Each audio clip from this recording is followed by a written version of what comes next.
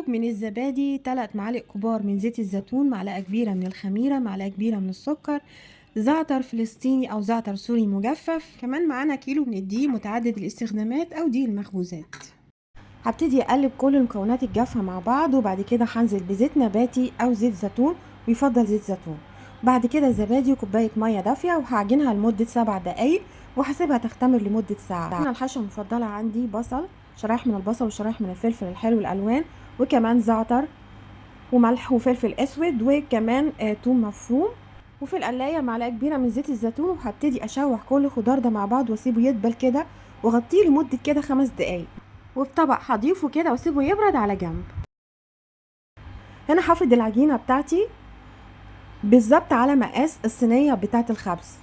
بعد ما افردها اضيف عليها الصلصة بتاعة البيتزا، وبعد كده الخضار الحشوة اللي احنا عملناها دي، وافردها وافرد عليها الجبنة الموتزاريلا وحلقات الزيتون والبيبروني، وادخلها على فرن ساخن مسبقا على درجة 200 لمدة 27 دقيقة او 25 دقيقة، تطلع لنا بالشكل الحلو ده.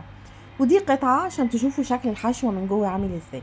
اتمنى ان الوصفة تعجبكم وتعملوها، وبس كده.